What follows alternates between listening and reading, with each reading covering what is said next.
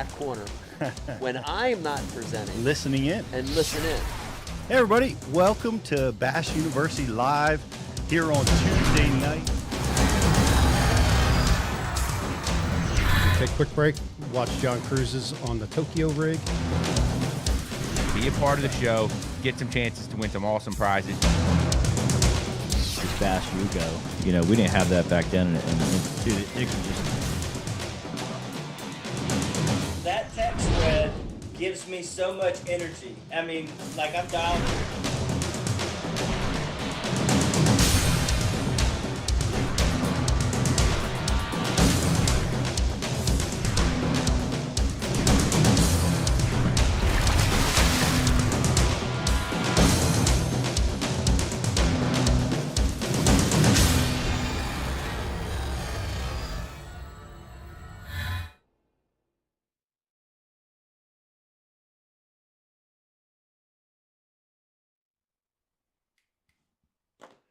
Everybody, welcome to Bass University Live. Get a little distracted as usual right before the show. But it's good to have you guys with us tonight. It's going to be a fun night. I'm really looking forward to our guest tonight. Josh Douglas is going to be with us. Great story. Guess what?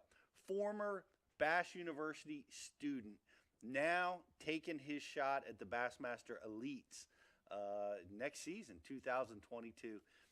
So we're going to be talking with him tonight, and some of the things that we're going to talk to Josh about, which I think are going to be really powerful, because we get this question, Riz, we get this question so much. How do you break down a new body of water? How do you break down a big body of water and make it manageable? Well, Josh has a really interesting strategy on how to take a big, giant body of water, breaking it down into small piece where you can break it down, he says, into 20 casts. What does that mean? I don't know. I got to find his strategy out and how he does it, how he wraps his mind around that, because it can be very intimidating. You guys all know, you put your boat on the water, a new place, where do you get started? You can get lost, you can lose confidence real quick. So it's one of our most asked questions, and we're going to be tackling it tonight with Josh, a brand new Elite Series qualifier. So that's going to be going. That's going to be our show tonight. We're going to be talking about some cool ticks and tricks, his strengths, some tools, something that's coming up I want to talk to him about too, because I know he fishes this technique a lot, and it's about to hit in our part of the country, all parts of the country, because the cold blasts are hitting everywhere. Just talked to GDP. He's making his way down to Florida to do some prep for the upcoming Elites, and guess what? He's going to be dealing with a cold front down there, dealing with it in Georgia, Texas, up here, everywhere. But we're going to be using blade baits real soon. Once that water temperature gets down into those low 50s, into the 40s especially, it's blade bait season. And if you're bold enough to go out and wear your ice fishing parka, which I got my Rapala ice fishing parka, and if you're bold enough to get out in that weather, the fishing can be amazing, and it's a really fun way to catch them right through the winter season. So we're going to be talking about those kind of techniques and a lot of other stuff. So I want to invite you, bring your questions. We'll ask them to Josh live on the air, to me. We make it a special guest host coming here shortly to visit with us, and we'll see how that goes. But in the meantime, my mic, there you go. You can probably hear me a lot better now. Thank you, Riz. We're gonna be getting this show kicked off, and right now it's me and Riz holding down the fort. BTC's out doing carpenter stuff. I don't know what he's doing, but he can't be here with us tonight. We miss him and wish him well. We're gonna have him back next week. But we got Riz pushing the buttons back there. Yeah, this should be a fun one. It's going to be the first time on the wheels of steel over here, or the computer, as we might call it. So yeah. Anyway, hey, you got us up and running, man. Yeah. We're up and running. That's a great first step. You know, great start. I wouldn't have been able to do it without the carpenter, though. You know, I mean, it's only been like, I don't know, it seems like 8 years of learning how to do this stuff. So. Anyway, guys, it's going to be a fun show. Got Josh Douglas joining us tonight, and he is an absolute specialist, Pete, when it comes to, like you said, breaking down a lake. And that's one of the biggest challenges in this whole sport that we do, is how to break down a lake quickly. Yes. Not you don't have 10, 14 days to do it. You got 2, maybe 3 days to do it. And this guy has a knack for doing that. So I'm excited to talk to him. And guys, as always, we got some stuff going on tonight during the show. We're going to be giving away some Gills Gear gift cards throughout the show for people that bring in questions to our message board. And we're also going to be giving away 3 Aquaview hoodies tonight. Yes. I'm actually wearing one. It's a great hoodie, super comfortable. It's got the hockey style center on the front. Wait a minute. What's the hockey style center? I pretty much just made that up, Pete. But it's got the strings and it's got a little piece of fabric right there in the center. Yeah, so right. it's a nice sweatshirt. That's the point that I'm trying to make. I like it. It is. They're really comfortable. Yeah. Everybody loves them. Thank you, Aquaview, for sending them our way. And it's awesome. We're giving away 3 tonight. Yeah, so guys, the best way to get involved in tonight's show is to be a Bash U TV subscriber. That's how you're going to get your questions through to us on the show, and we'll be able to bring them in and ask them directly to our guest, Josh Douglas. And that's how you're going to win these Gills Gear gift cards and the awesome Aquaview sweatshirt. So right now is a great time to get signed up. If you're not a Bash U TV member, head over www.bashu.tv. You can sign up right now for only $99 for a full year, unlimited access to over 900 videos, all with one goal in mind: to help you catch more big bass. And guys, that also gets you access to our pro member benefits. You get up to 40% off with all the companies that we work with at Bash U TV, Pete. That's a deal in and of itself. We're helping guys catch more bass, and we're giving them great deals on how to save money on the products they're using. I just fished with a guy in the FLW tournament down there on the Potomac River, and he was wanting to talk about. He wants to get into the bomb squad, and I'm like, how cool is that? The missile baits bomb squad, and I'm like, did you know, as a Bass University subscriber, you get 30% off missile baits? Did you know that you get 40% off Repellent, Storm, and VMC? Mm-hmm. He did not know that. Yeah. So a lot of you guys that are even subscribers, go to the website, go over to the Pro Members Benefits, and check out all the great benefits that we offer there. It's at the click of a button. Yeah, that's right. And guys, as always, there's going to be a grand prize going out the door tonight from all our awesome sponsors at Bash U TV. That's a $100 prize pack. You got to be a Bash U TV member, though, to get a crack at that. If you're watching over on Facebook, we're going to be taking care of you as well. Just like and share tonight's feed, and you'll be entered into a random drawing at the end of the show to win an awesome prize pack over there as well. So, guys, it really is a deal. You want to be a part of the program. Now's a great time to get involved, and we'd love to hear from you on tonight's show. So, absolutely, and we're going to be talking about a lot of stuff. And I thought there was another opportunity for that we were going to be talking about tonight for Bass University. What is it? Referral program. That's what it is. Thank you, Yep. Riz. The referral program. Hey, guys, we instituted a great referral program. Everybody talks about how much they love it. They give us the best reviews of any company, and we appreciate that. Tell a friend. Tell your fishing buddy. We're going to hook you up. We have a great referral package. It's a gift pack with stuff like Bass University hats, face shields, all kinds of cool lures from the companies that we work with. So if you refer 3 friends, we hook you up with some great prizes. That is also available at the Pro Members Benefits. You just click on that little button on the website, lower right-hand corner, and it'll take you over to our referral program, which is brand new, basically. So go check that out. And we've got so much good stuff going on. Bass University 2022 is coming. Right now, over at thebassuniversity.com, you can go check it out. We're going to be in South Carolina, and we are going to be in Alabama, in Gadsden, Alabama, again this year. So go check that out. Our ticket window is open, and look for more classes to be coming virtual and on-site for Bass University in 2022 for our upcoming season. So that's happening too. And right now, and hey, here's Riz, this is something pretty cool.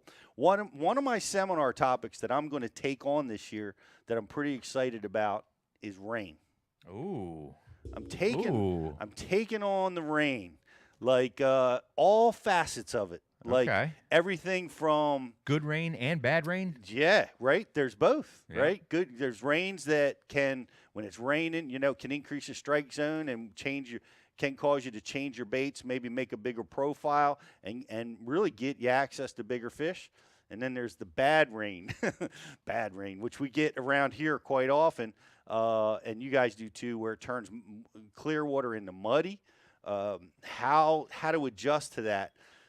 Whether it's changing locations, whether understanding how water temperature affects rain. Sometimes that muddy water floats on the surface of the clear water, and it can handle things a lot differently. So, what does the runoff do? What in a crystal clear lake? How do you handle rain in those situations? So, after a lifetime of finding the winning fish at practice, and then massive rain events come in and turn all the patterns upside down, I'm going to be sharing all the little tips, tricks that'll help you catch fish during the rain. This is a good year for that. Honestly, this has Right? been like Ida I don't started know, it. Yeah, I don't know what the like seasonal levels are for the amount of rain that we've had, but it seems like we've had a damn amount of rain this year. From spring all the way through summer, like last year on our home water on the flats and on the river, I can only count one, maybe two times it got muddy on us all year. Right. This year it seems like it's like once a month everything's going to mud. So it's a good year to talk about rain events. The rain, yeah, we've had a massive hurricane season all over the country, and Yeah. and Ida is the big one that hit us, and it hit a lot of parts of the country and caused a lot of damage. And still thoughts and prayers to all the people that are impacted. We're only dealing with how to catch fish in Right. those situations. Yeah. But we got hit, and it did some amazing things. Rich, I was down fishing the Potomac once again, and there's creeks that I've been fishing for 20 years, and these big rain events removed all the habitat. Right. Like it took all the big giant, massive, full-size trees that I've been catching fish off of for 20 years. Yep. They're gone. Yeah. They're just gouged out of creeks and, Yeah. and moved around. Other places. There are other places. Yeah. Right? So Yep. it's rearranging the furniture Yeah. all over the place. And so we've had that and just a lot of places in the country. I know the Northwest is also getting pounded by cyclone bombs they had recently. Seriously. And but the rain has definitely affected us, and it was so neat. Just this week, I was down on the Chesapeake where I do a lot of on-water training, and Yesterday, right? was it? Oh yeah, it was yesterday. Gosh almighty, I felt like it was 3 days ago already. But the deal was the water clarity, like the mud lines that are so crisp and so crystal clear. It's so apparent. So, for instance, on a lot of bodies of water, and I'm going to talk about this in my seminar, you have rain events that are regional and rain events that are local. Right. How does that impact your water differently? Right. Right. If it's a regional event, the main feeder creeks are going to be impacted most. They're going to be muddier. But if it's just a local rain, it's only the minor feeder creeks that are going to be mostly impacted, and the main feeder creeks often will be crystal clear. Was yesterday on the bay? Was it still pushing mud out of the creek, swinging around the condo dock, and basically start to get muddy right around the brick house? It had already gone clear. Really? Well, it's all relative, Uh-huh. right? Because I went into the belly of the beast because we have this big river system that just dumps piles, millions of gallons of water, and it's muddy. And you get out there, you get out there and it's pure mud. Right. But then you come into our Northeast Creek where we launched, and it looked virtually crystal clear. Right. In comparison. Right. But so it clears up fast. Here's another little tidbit that I hate to give it all away, but the creeks that muddy first on a body of water are the first ones to clear. Right. And that's huge to understand, especially if you're getting a rain event, but your tournament maybe your fishing vacation maybe a couple days away. Yep. you can start to say, okay, well, certain creeks are going to start clearing, and which ones are they going to be? But there's a good seminar to tie that into. I did some editing work on it this past week. Greg DePalma's muddy water fishing, that he did for us last year.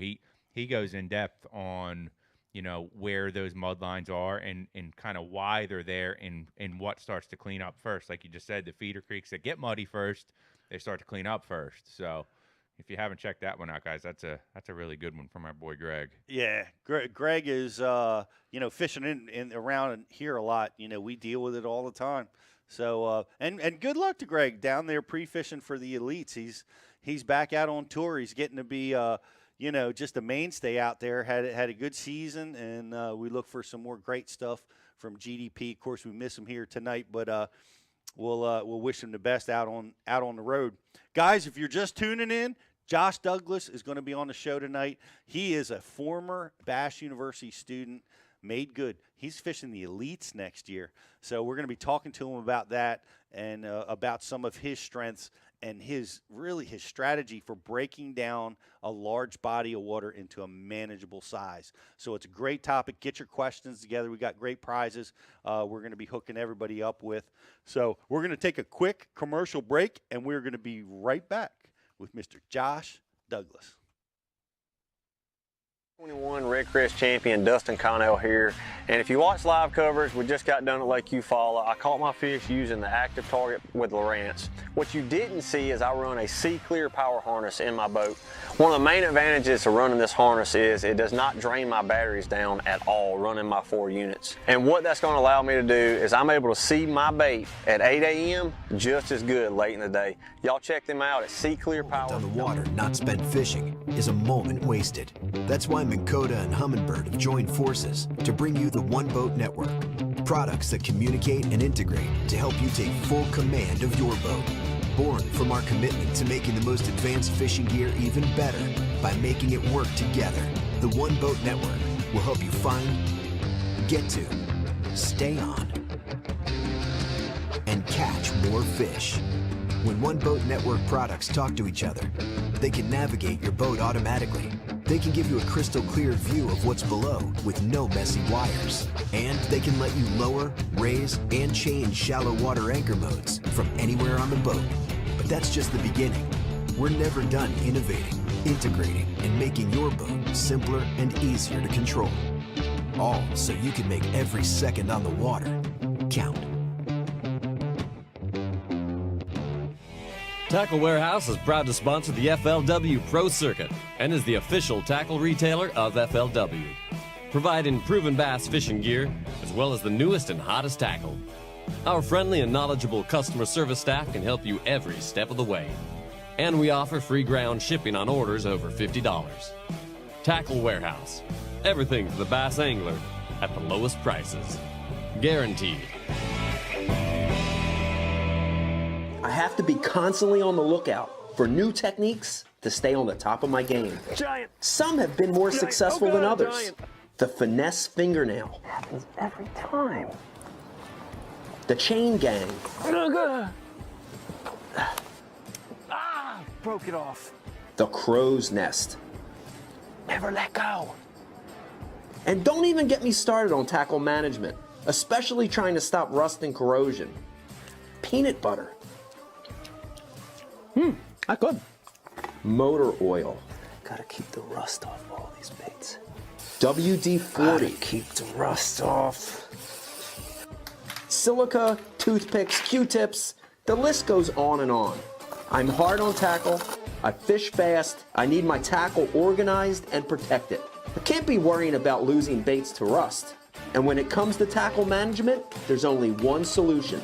Flambeau Tackle Storage Systems with Z-Rust technology. The original anti-rust tackle box. Uncompromised clarity.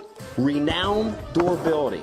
The infused anti-rust option that is FDA safe and free of harmful chemicals. The organization options are endless, but there's only one. One box, one anti-corrosion technology, one family-owned, American-made brand, Flambeau Z-Rust Tackle Solutions. Preserve, perform, repeat.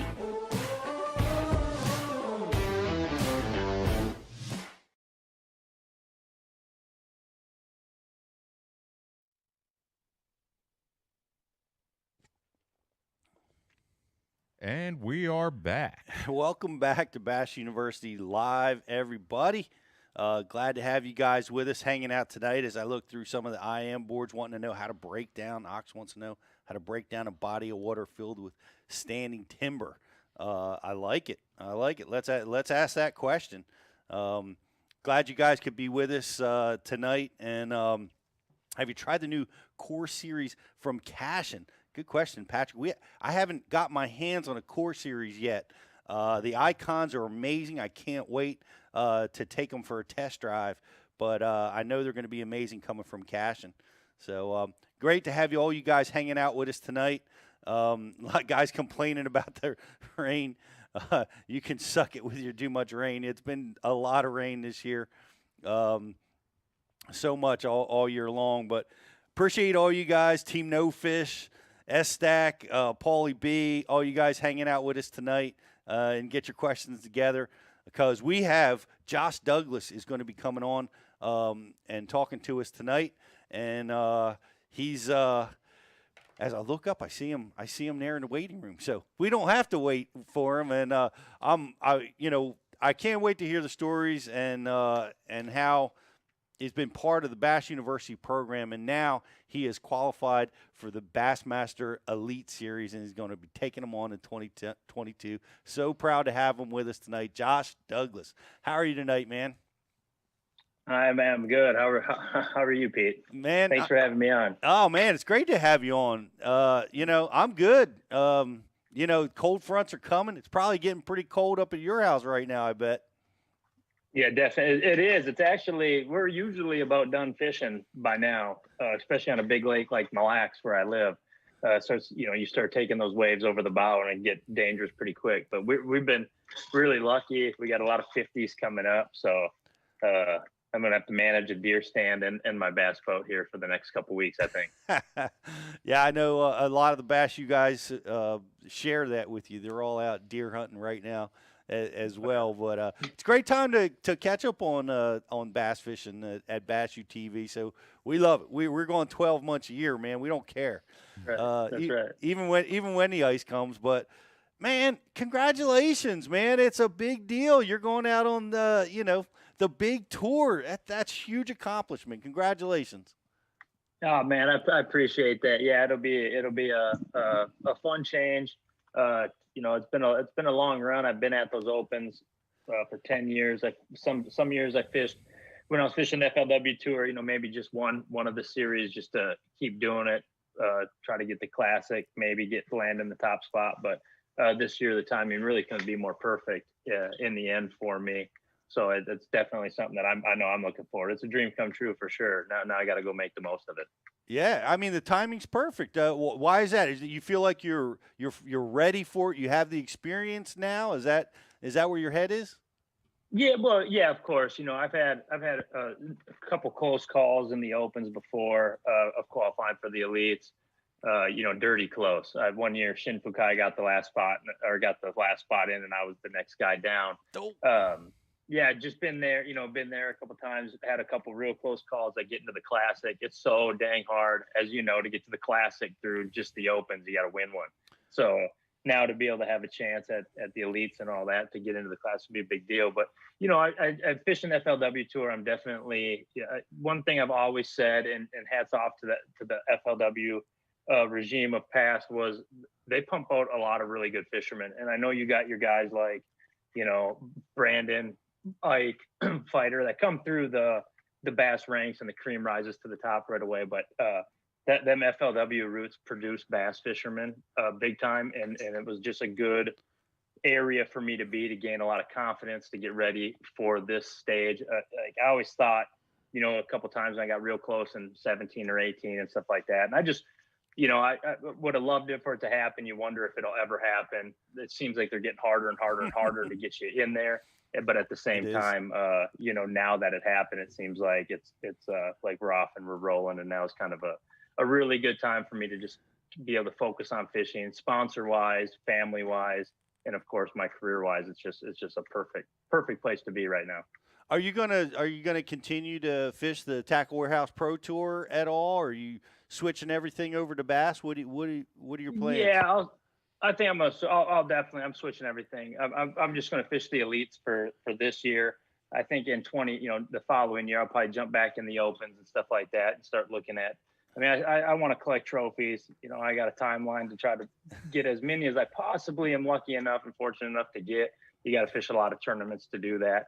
But since I was a kid, my heart was always the Bassmaster Elite Series, and maybe something will change. I don't know much about the organization, but bottom line is I just didn't fish good with the MLF, the pro circuit this year.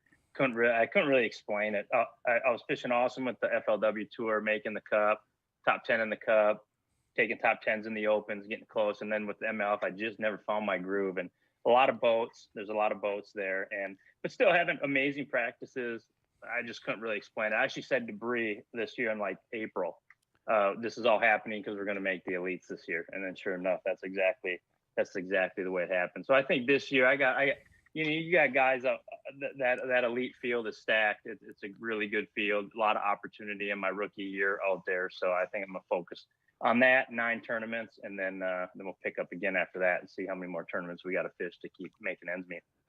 Well, obviously we all wish you best of luck, but you said something that resonates with me is the number of boats, and I battled the elites this year and the opens rather, and yeah. they're packing the house with 200 boats in a field, and I know the same thing is over there on the MLF side, and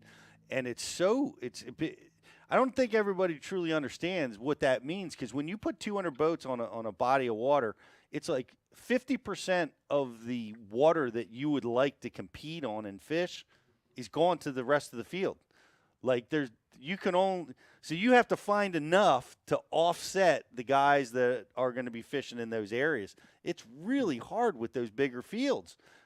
I mean, you said that, but you've got a field now that's going to be half that size. That's amazing. Yeah. Yeah. With the exception of, the Cup at 55 boats or whatever, I just never had that. Fishing the opens, like you said, 200 to they seem to fill 225. The pro circuit we ran anywhere from like 219 last year to like 180 or 70 or whatever it was this year. It is a lot of boats, and that's not necessarily a bad thing, because there's a lot more money in the pot, a lot more opportunity, for people to keep making checks and all that. But it definitely, like you said, it'll tighten up the fishery in a quick hurry. Yeah. And you have to either find really specific stuff that you feel like you're going to get that you can run way away from the field, or you need to fish with blinders on. And but all of those still make a real good fisherman. But I definitely am looking forward to looking at some of these fisheries on the list and thinking, wow, there might actually be a ledge spot that I don't have to get in an argument with 3 guys just to go throw a crankbait on real quick, That's priceless. That's you so know, comforting. I know you know. Yeah. Yeah, it is, and it's hard with the big fields, which makes it even the accomplishment that you made getting through that thick field to be able to get here. Take me through that a little bit. I mean, you've been at this a while, and you fished all 9 opens. Take me through how you got into the elites this year. Yeah, I actually only fished the Southerns. I didn't fish with the pro circuit. That just didn't add up. And I guide a lot up in Lake Mille Lacs. I started as a guide. I'm going to finish as a guide. I just absolutely love it. I got an awesome clientele of people that keep coming back to see me. So I was only able to fish just the Southerns. So looking at the schedule, generally I do really well in Florida. Florida and Minnesota have a lot in common: natural, shallow, grassy lakes. I generally do well there, leave with points to start the season. And I'm not going to say that I did bad. I'm not going to say I did good. I think I finished like 48th, something roughly like that. So in 225 boats, it's nothing to sneeze at, but it was decent points. But I thought if I was going to get a top 10 out of those 3, I thought it would come at the Harris chain. But I was able to sneak out a Harris chain with like 48, with like, a top 50, which like I said, I wanted to be a lot closer, but it still gave me a ton of potential to get up there if I did my job. And I figured I was going to need 2 top 10s to do that. And that's exactly what I did. I showed up at Douglas Lake and top 10 there and finished third, and then went and finished seventh at Lake Norman to finish it off. And honestly, I kind of squeaked in there. I think I got it by like 4 or 5 points over Blake in fourth place.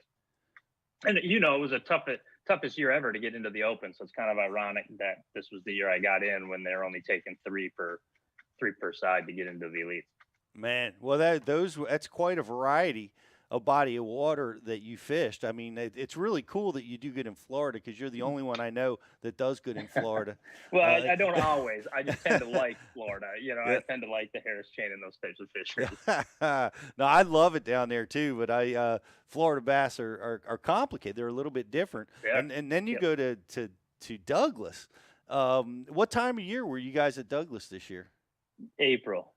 Okay. It was April. There's a lot of spawning going on. Wow. I showed up there on like Saturday before the tournament, and Saturday, Sunday, I just kind of ran around with the crankbait and a Ned rig and figured out I could catch, 50 bass a day going down the banks. Now, I've been doing it long enough to know 225 boats. Everybody's got co-anglers. That fishery is going to fish real tight when people are getting bites on the bank. So I kind of later in practice, Monday night, Tuesday, and then all of Wednesday, I started idling. And I just know, I've been to Douglas a couple of times. I've done really well. I took a top 30, roughly, something like that, 30th in an Open there before ledge fishing. Mm-hmm. And I knew it was a little too early for that. That was May. But that lake fluctuates 40 feet. So it's just the one lake in the country that you just hear people always saying you can always catch them deep. So when I kind of figured that I could catch limits and I could catch fish, but I'd have to get lucky to win the tournament, I flicked on my Lowrance graphs and started idling a ton. And I started finding some schools. I think in the end, I found like 8 of them. And luckily I got like a terrible boat number again with those big fields. I'm 123rd, something like that, on a place like Douglas. You're like, man, in my first 4 spots I wanted, actually the best spot I wanted, I didn't think I'd ever get. And my first 4 were loaded. I sat down on my 5th one. There was nobody there, and I didn't really leave it for 3 days. Wow. There's a pre-spawn fish out there deep? Yeah, pre and post. It was kind of a sweet spot. It was a saddle spot it was a saddle that jetted out. And if you remember that tournament like a long time ago, I mean, it was before I was fishing, but Jeremy Starks won out there, like long lining a bunch of those points and stuff like that. So these were way more in, like they weren't on the outs, but the same type of stuff. And they were just staging coming in and out. So the largemouth were sitting up on like that clay or whatever it is that they like at Douglas. But on the other side of the saddle against the bank was a steep clay point. And that had a big school of smallmouths on it. So they definitely helped me. I just used the 6XD and grinded them out, and that definitely helped me. But then by day 2, those smallies started to leave to go spawn, and by day 3, they were gone. And then the water comes up like a foot or 2 every day, something crazy like that. They were trying to get it back up to pool because it was a little low, so they're bringing it up fast. By the 3rd day, I couldn't even hit bottom with a 6XD. And the 8XD, they didn't seem to want anything bigger when I go to a bigger bait. So I ended up turning to like an outcast tackle, chicken jig, like a preacher jig, a hair jig. Right. And finish 3rd. I feel like if I would have had 1 more hour, I could have won that tournament. But wow. At the same time, I ran out and finished 3rd. So it was bittersweet. I loved 3rd. 3rd was cool. Wanted to win. Lost by like a pound something. And then it wasn't, a couple months earlier at Rayburn, I took 2nd and lost by like a pound to go to the Classic. So it was kind of bittersweet. Take some hardware. Happy with the points, but you keep getting so close to winning one, man. You just really, really, really want to win one. Yep. Really bad. Want to get that win. So, but still, 3rd place. I'll take 3rd place in almost every single tournament I fish the rest of my life, if God's willing. You keep knocking at the door. I'm telling you, the door breaks down, and that's the way it's going to happen. And I can just hear it in your confidence and your, what you've learned over the years. It's pretty obvious. You can fish from deep to shallow. We all know that you can fish up north, and for smallmouth. So to hear you, so confidently be able to adjust to those deep water ledge fish. I'm excited about your trips out here on the Elite Tour, and I know we'll be pulling for you. But I heard that, and you were a former Bass University student a while back, and man, that makes me even more proud that you've accomplished what you have. I still got pictures with all you guys. You were there. Ike was there. Who else was there? Brent Ayler, Byron Velvick. We were in Chicago. Hackney. Yep. Brent Ayler. What year was that? Yeah, man, I don't remember, but it was right when I first started. I basically married my wife, bought a bass boat, and that's what my childhood dream was, being a Bassmaster, man. And I was like, well, they know what they're talking about. I'm going to go out there and see what they got to say. And I drove from Minneapolis to Chicago. I rented a hotel right there next to the place, and we just went from there. It was awesome, man. I learned a ton. They had cool tackle from that Chicago tackle store that was there. It was fun. Good pizza. It was fun. That's trip. right. What was the name of that tackle store there? Oh, I can't remember off the top of my head, because I always try to think, because they had all that JDM stuff. Was it Lee's? Was that it? Was it Lee's? Yeah, I think Lee's Global. Yes. Yeah. Yep. Shout out to Lee's Global. That's right. I still have my notes somewhere. I got pictures with all you guys. I still got my notes. Oh, Zona was there too. Mark Zona was there. Of course. Did one, like, crack in a tube. Right. Imagine that. Nice. Okay. Cracking it too. What else sticks out? What any particular seminar? Any?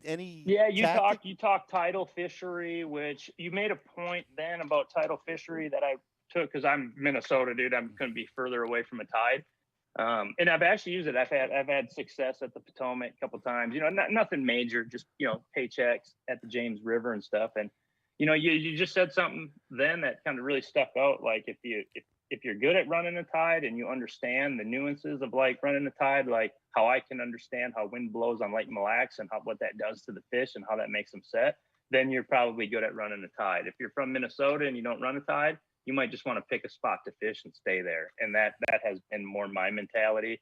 I've tried running tides, you know, and then I get back in, and then guys like you are like, oh, well, it's a super moon. The tide doesn't go. You're like, oh, okay, great. I didn't know none of that. So I generally just like to find a spot, especially a place like the Potomac or the James, and just find a dang spot where you know those bass live, and just try to outfish everybody around you. Yeah, well, you know, that was a good one. That's a good one. That's a real good one. Yeah, Ike had a good one that I still use to this day. I was talking about Brian, do a little bit about it. About stroking a jig, like, and I always figure stroking like a football jig, you know, just kind of hopping it in their face or something like that. But it's more, you know, he explained it, you know, how energetic he is, but he was like setting a hook, like stroking it and then letting it fall straight. And man, I tell you what, I've taken that advice and used that around the country a lot when I turn my Lowrances on and I can see them, you know, when I see that they're getting tough to catch, man. The pressure, all the transducers we got on our boats, they're just, the days of them coming under my trolling motor with a beautiful little arc that goes down on a drop shot is like over. I just can't get fish to do that no more. They stay away, you know, and then to have active target now to be able to actually see what they're doing. So all these different times, you know, now I can utilize that same technique, but you can make a fish bite. And that's what I took from that is, you know, I think he said something, I hope I don't butcher this because it has been a little while, but I think you said something like bass actively feed 2 hours a day or roughly something in that.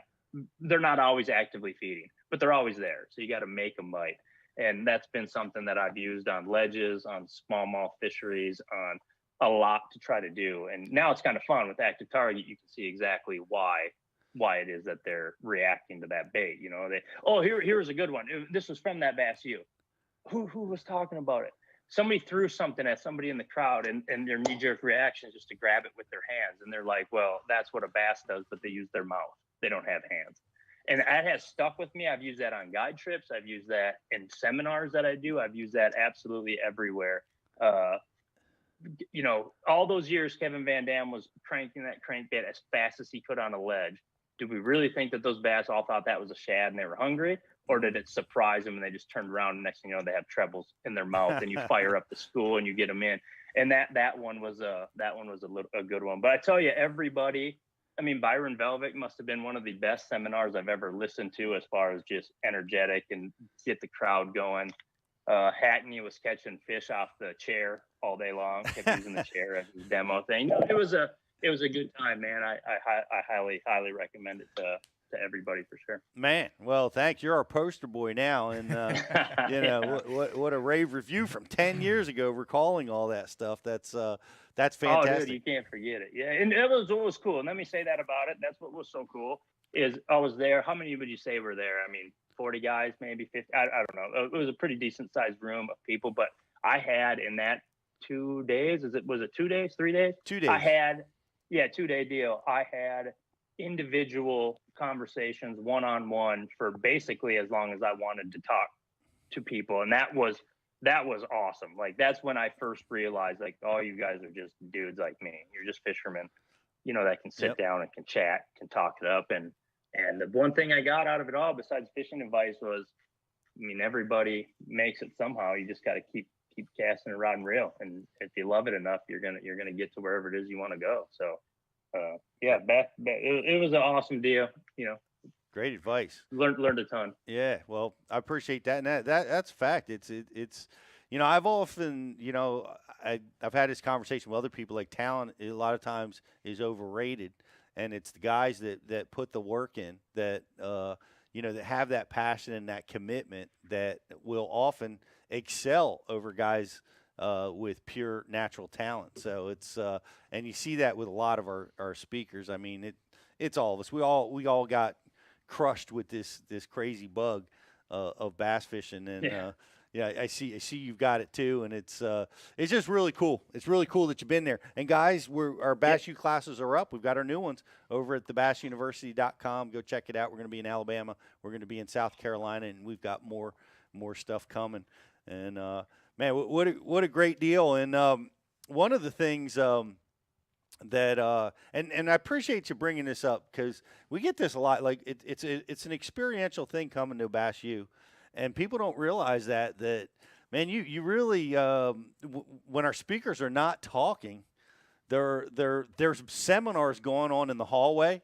There's questions being answered at lunch breaks, and you can really it's a really good one-on-one experience with all the pros that come there. A lot of people don't realize that, but I'm glad you brought that up, because it reminded me. That's one of my favorite parts of the deal, is just being able to communicate with all the guys.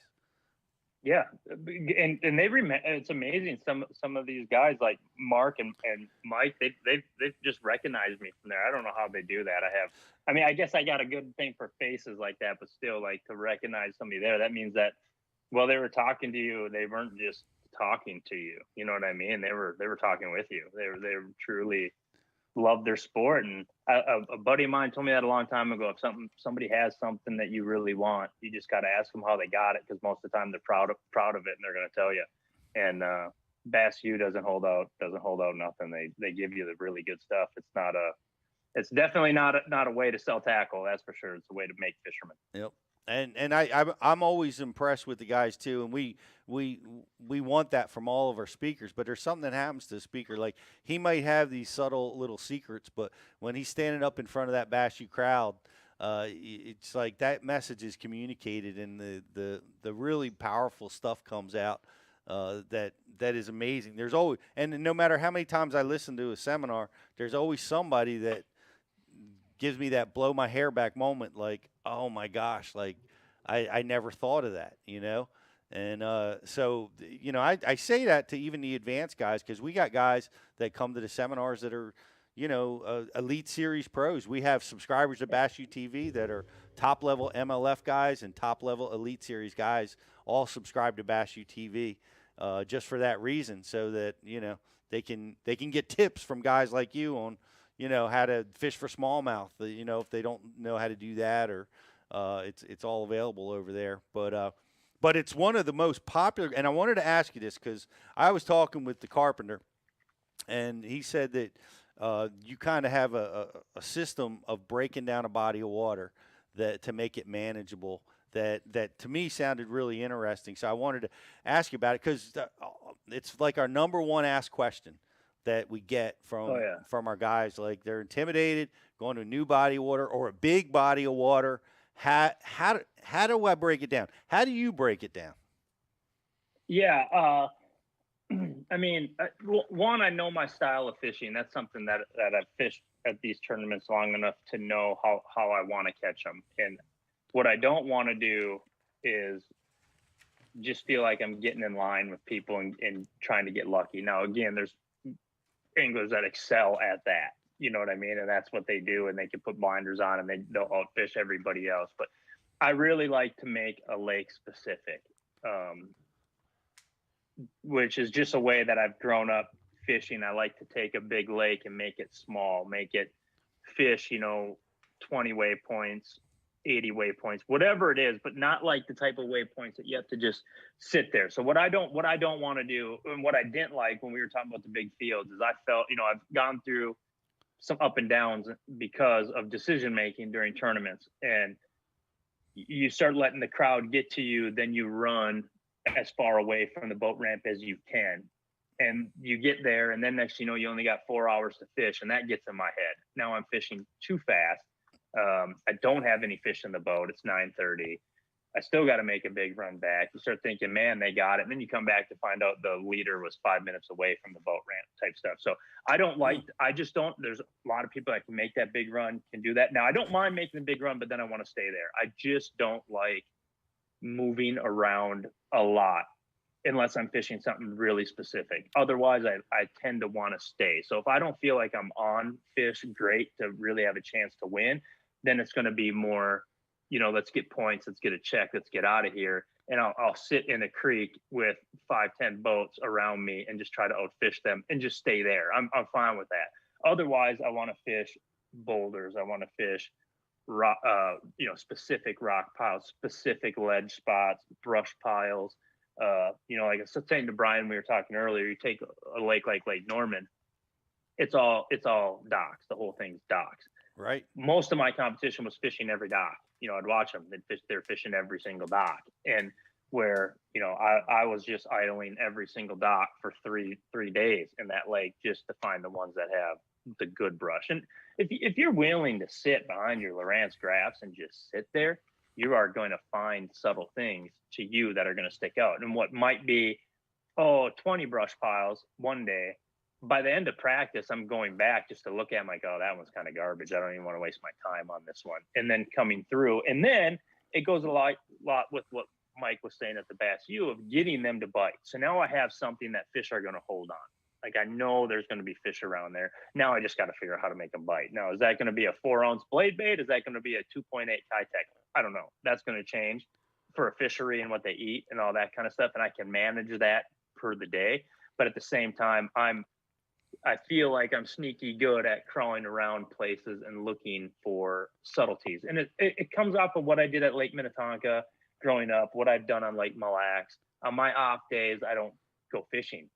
I'm out there, but I'm idling and I'm learning and I'm finding stuff that just your regular weekend fishermen just can't do. And they can't do it because they want to fish, and I've said it before, there's no shortage of people that got money for these electronics, but there's definitely a shortage of people that got time for them. Yeah. And if you're willing to sit behind them and learn, the little subtleties. So, that was something I did at Norman. That was something I did at Douglas to find those offshore schools. I had enough schools.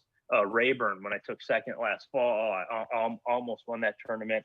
I had 80 brush piles and I just ran them, and just switched between baits on each one. And at the end of a tournament, you end up with some that you favor over other ones, of course, but that's what I mean. Like I want to take something and make it specific. I hate the concept of just fishing, which is also why I'm a terrible spotted bass fisherman. I absolutely love them. They burn me every single year. I mean, they crush my dreams every single year. So it's ironic that I caught them to qualify for the elites at Norman. Why? What about spotted bass throws you for a loop? I don't know. I love fishing for them. I catch them in practice every time, but I think it's that mentality of going back to the waypoint that screws me with that fish, because you're talking about especially like the Alabama spot, you're talking about a spot of a fish that relates to something but doesn't relate to it. Like, oh, there's a bridge piling 50 yards over there. I'll just hang over here in the shade. Like that kind of stuff. Like they get on a brush pile, they get around a brush pile. They just do stuff, and I might look at them a little bit too much like they're smallmouth, and not. But I will tell you this. This year, I'm getting a lot better quicker because I didn't grow up with them. I'm in Minnesota. We don't have spotted bass for at least 12 hours. If you drive out of here, you got to get at least 12 hours before you're going to find one. So I just didn't know them well. But again, another feather in the cap of like active target or any forward-facing sonar is the better fisherman you are, the more you're going to understand what you're seeing as fact underneath the water. My concept of what I thought fish were doing might be completely different than what I actually think or actually see that they're doing now. So that has helped my spotted bass game big time, because once I feel like I can see them, I feel like I can catch that fish, because they are biters. But the fact that they'll suspend, the fact that I think my biggest spotted bass I've ever caught in my life, I was casting out a backlash when I threw it off the other side of the boat at Nice. at Smith Lake and started reeling. Next thing you know, I had a 5-pound spotted bass on it. So it's just a fish that generally, like I said, it relates to stuff, but it doesn't relate to stuff. It's very pelagic, very open water. They can, so it's just a fish that I haven't had a lot of experience with, and I loved catching them, love fishing for them, but they seem to always hose me.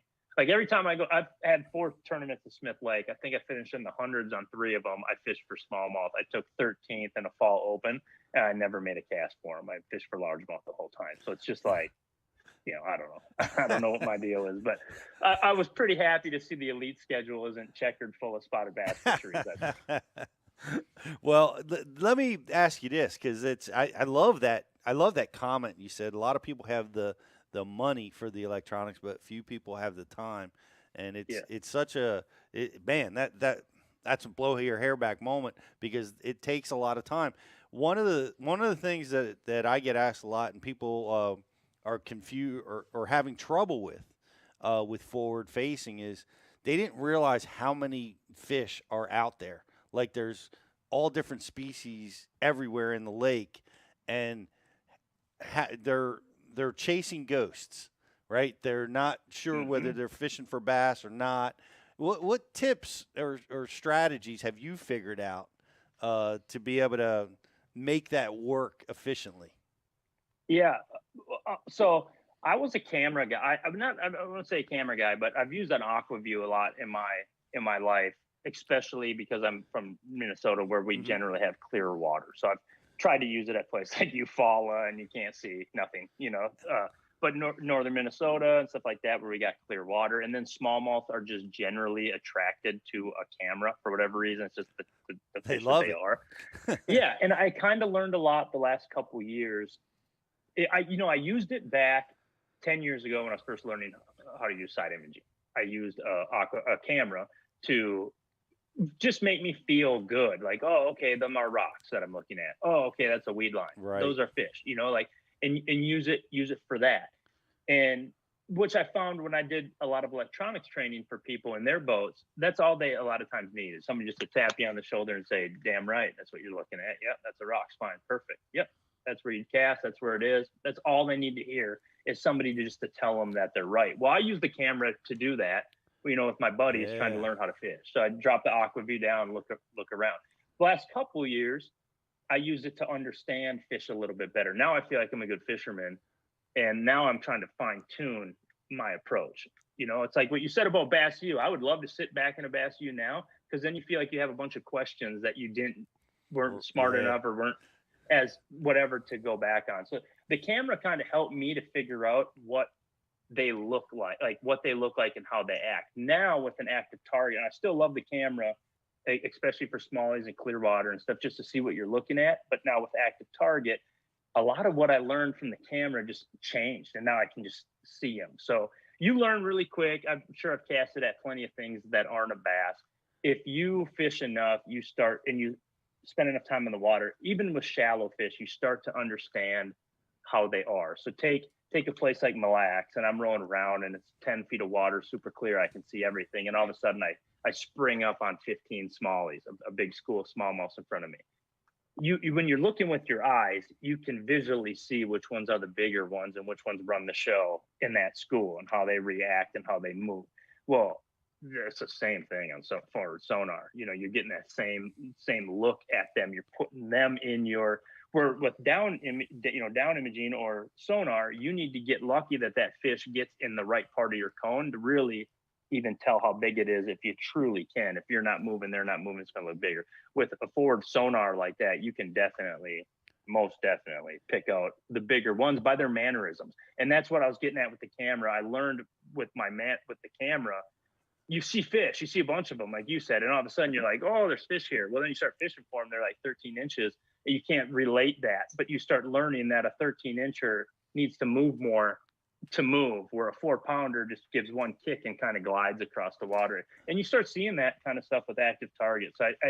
It ain't just something you just jump in the boat and get good at. Matter of fact, this year was my first year with an active target. I had a live sight or whatever the past Lowrance one was, but this active is good. You know, you can see far, and spent way too much time this year in Florida screwing around, flipping mats and stuff like that when I needed to be getting really good at that. And I paid the price in the MLF for those first couple tournaments when we got to Smith and some of those lakes, just because I wasn't good with it. And it didn't take until guiding, you know, getting back home in Minnesota and saying, okay, now I'm not fishing, I'm guiding every day, and just dialing that thing in. And it's boat control, it's trolling motor control, and then it's, of course, understanding what you're reading. But that's the same question everybody says, how do you know that they're bass? Well, that just goes down to you as a hunter. If you're in bassy, if you're fishing around bassy spots, then they're probably going to be bass. But you can definitely tell their manners, but you can't always. You know, I was sitting there at Norman trying to get fish to bite us, a little swimmer on top of the brush pile, to find out that they're all crappie. You know, I can't necessarily know. But one thing I will tell you is bass are notorious, largemouth, smallmouth, and spot. Walleyes will sit there and suspend and ignore something. Crappies do the same. Bass predators are always predators, and they seem to want to look at something. They seem to want to move in a predator fashion towards something to check it out and then move away. And once they do that, they kind of give it away to me that they're exactly what I'm looking for. Wow, that's great stuff. And I love that you use the AquaView. We love using it too. And what tips do you have for the AquaView? Like, do you like to use I love that pole mount that allows me to have really good control over the camera when I can in that kind of depth zone. What do you how do you use it? Are you using your remote control on your trolling motor, and what are some tips for you to use that system? So that's not my deal. Now, if you go to a place like the St. Lawrence with moving water and super clear water and smallmouth that are naturally attracted to it, I mean, I honestly don't think you want to drift for too long looking at that, because I think you're attracting every smallmouth bass around. Next thing you know, you got a line of them behind it following that thing around, because they're just that way.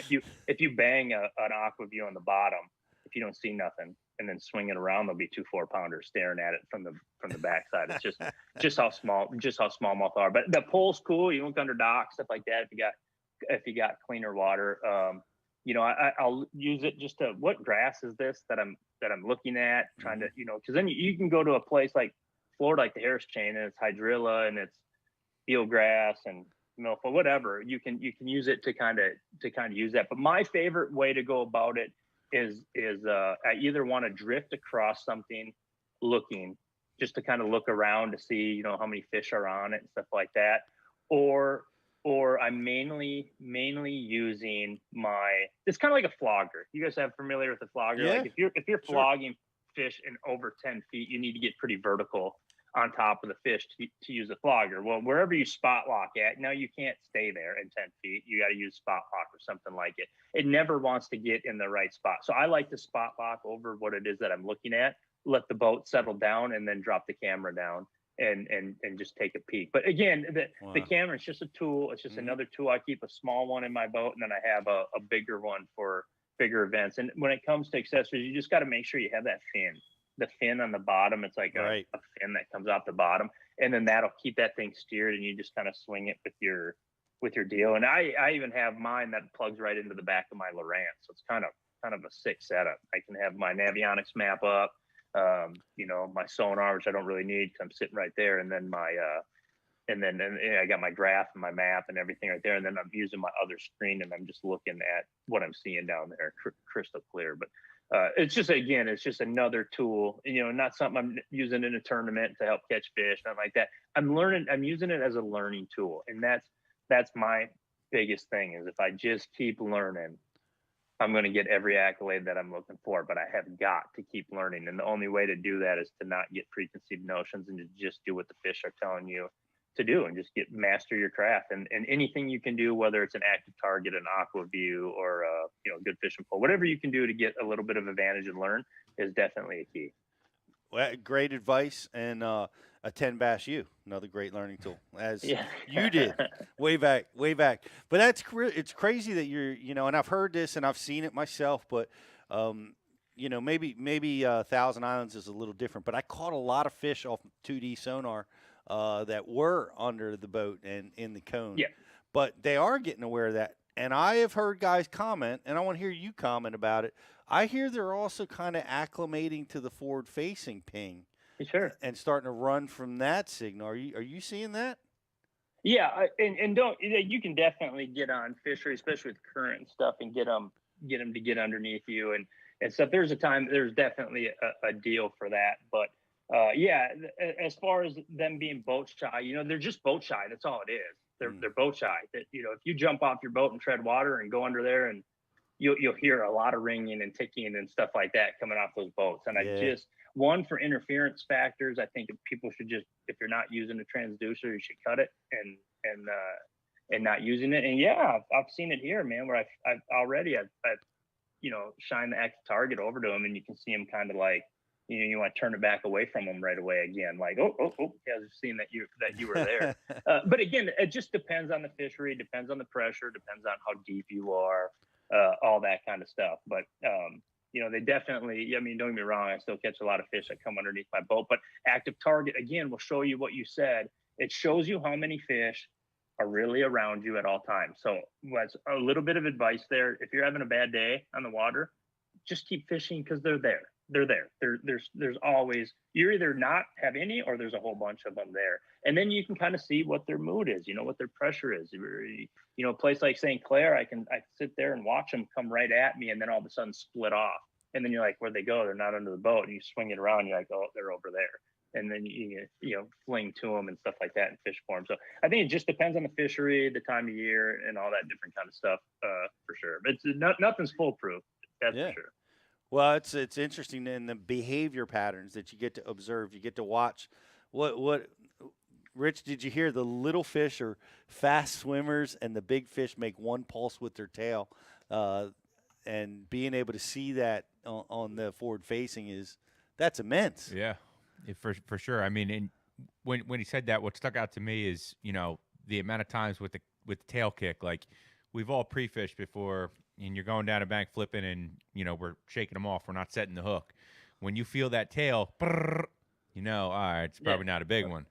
But when it starts easing off, and you don't feel much, it's probably a big one. So that's cool stuff, man. It really is. That's a great point, and brings me to this one. Like, you're looking at brush piles. How much hook setting, how much catching of fish do you do at practice? Because you're doing a lot of sonar work, you know, but do you put your lines in? Do you avoid that on purpose and not stick them? What's your strategy there? No, I'll give you a few little quick examples. If you took Rayburn last year, I wanted to fish grass. I showed up on Saturday. I wanted to fish grass because that's what we do in Minnesota. I thought that was my best chance to win there. After 2 days of doing it, had about 13 pounds. I think it was my best day. That ain't going to cut it. And it was hard. It was a hard 13. That was like, ooh, I lost that one, but boy, that one looked like it was 3.5 pounds. Like that type of stuff. So then I'm like, okay, this ain't working. Or I have it, you know, and that gives me a little bit of confidence. Now I have something I feel like I can catch 12 to 14 pounds if I get lucky, maybe 14 pounds. So now I have a little confidence to just let my electronics do the talking. So then I Rayburn, you know, I started idling, and I found an area, you know, as an area that everyone knows to be a predominant good area for big bass bags to come out. And I idled that for like 4 hours, marked about 20 brush piles. I went back to the first one, and this one was a key because I watched like four people fish it before I did in that idle time. I swung back to that very first one. I made one cast with the worm. I caught a 7-pounder. I never made another cast the rest of the tournament. I finished, or rest of the practice. I idled. I had like 88 piles. I ran as many of them I could for 3 days and finished second. Then you take a lake like this year in the MLF Pro Circuit. I was absolutely licking my chops for Eufaula. I had never been to Eufaula, but I know it's a brush pile lake, and I had time.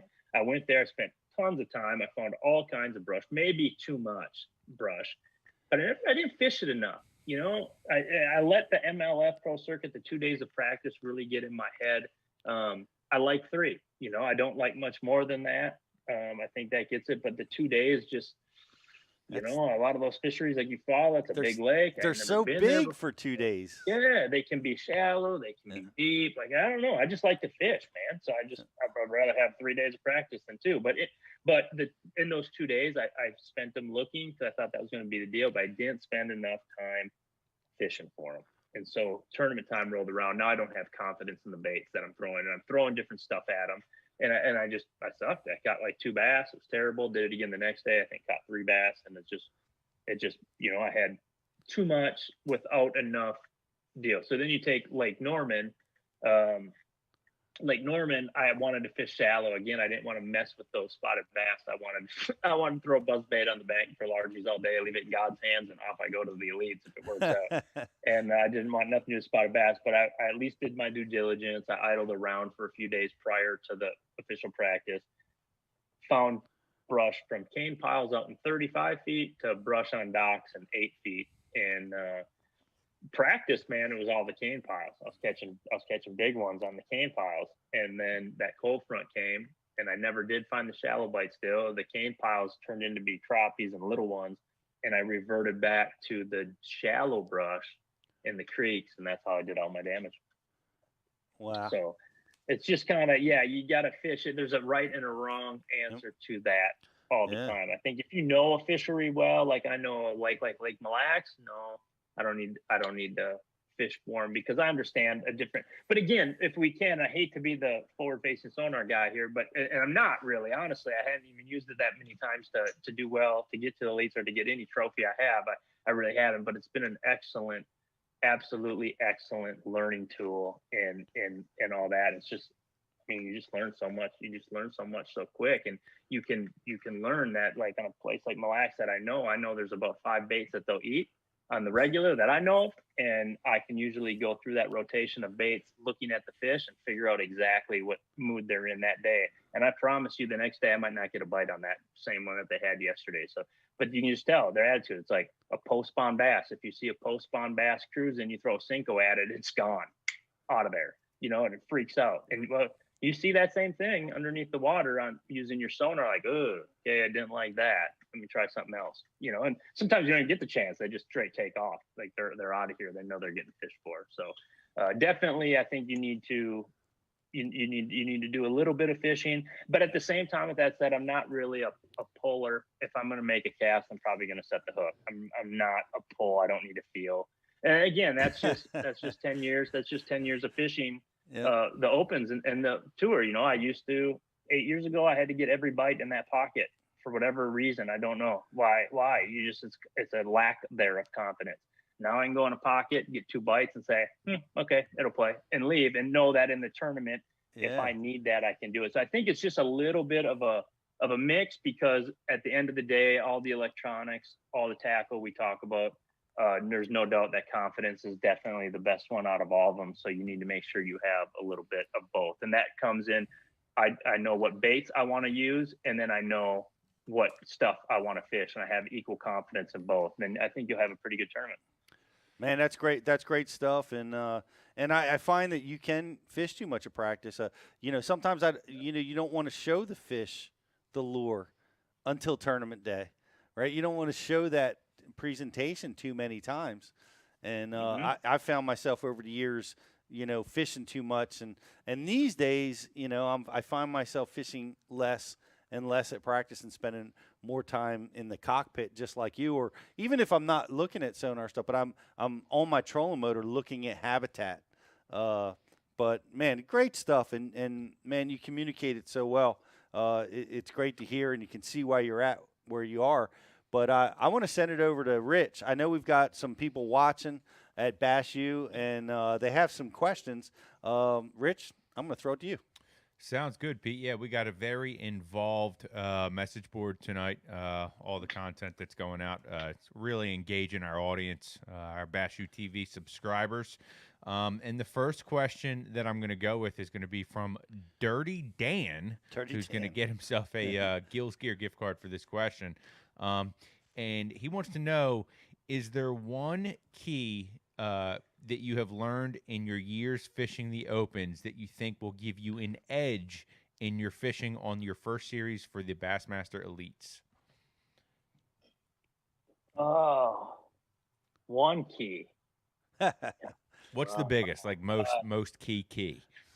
The most key. Thanks, Dirty Dan. Great question. Yeah, I mean, yeah. Well, here's the thing with the Opens. You can fish for a month leading up to that tournament if you want to, and I think that's not a good thing. Like you can have a lot of spots. You know, it's good to have a lot of spots. Find rocks and boulders and rock piles and brush piles and all that kind of stuff. But fishing them is going to change big time. The Opens, being there, I've realized that so much happens Monday, Tuesday, Wednesday at practice, and then in the tournament. And that's the biggest key, is just utilizing the confidence to utilize practice to be just that. It's practice. Nobody wants to win practice. You just want to feel like you got a chance at practice. And you want to have a lot going on. Or not necessarily a lot going on. You want to feel like you have plenty of fish to see through 4 days of fishing. And I just think, being around all the boats and all that should naturally kind of open me up a little bit to doing better, just because I don't have to compete with all the boats. And then the confidence factor of just qualifying alone, if I can say that, it's been I'm going to say monkey on my back, because I had fun with the FLW tour. I've had 10 years of fishing the Opens that I'm sure a lot of anglers would trade places with me, traveling all the way. But I think that confidence factor that you get at qualifying in there is what's going to be, what's going to hopefully push me to that next echelon that I'm dying to get to. Confidence is key. I hear it from you over and over, and we hear it so much. It's between the ears, isn't it? Oh, big time. It's just, but yeah, that's good and bad tournaments. My biggest motto is don't let your highs get too high and don't let your lows get too low. If I have a good tournament, I probably won't beat it into submission like a dead horse or nothing to make sure I get my point back. It's good. It was cool. It was awesome. Feather in the cap. Now let's move on. At the same time, you have more bad tournaments, you're gonna have good ones, and how you adjust to that is a big deal. That you just make sure you're learning and you can accept. You just have to forget. It's just like you hear quarterbacks say it all the time. They throw an interception, they just have to forget about it, because if you start thinking, I went shooting clay pigeons yesterday. I was like in fuego, killing everything shooting up every piece of mud that they slung past me.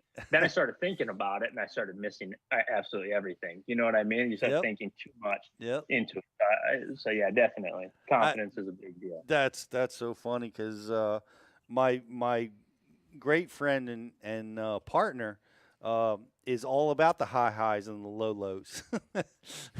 with Ike, that's his MO, man. And I could never live in that world. And I know you got to find out who you are. And I've that you can't get too high, you can't get too low. But let me ask you this, and we got another IM for you. But one of the problems that I have is I'm obsessive, and I cannot let go of a bad tournament. And I'm still wrestling with it. Like, I just fished on the Potomac River, and I'm like, man, if I'd have just managed my last hour this way, or if I'd have done this, or maybe, this, I have a hard time forgetting.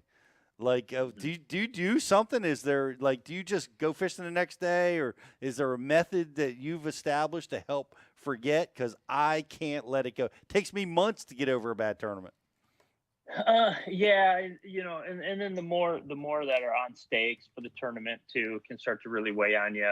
But bottom line is, for me, I can get over it. I find it easier actually to get over tournaments I got smoked in than tournaments that I was right there, or tournaments that that was a top 30 and I blew it. Like that kind of stuff. I agree. I can leave with 100th place and say, I don't know, man. Yeah, I was lost. I lost. I missed that one. Who cares? That's not my deal.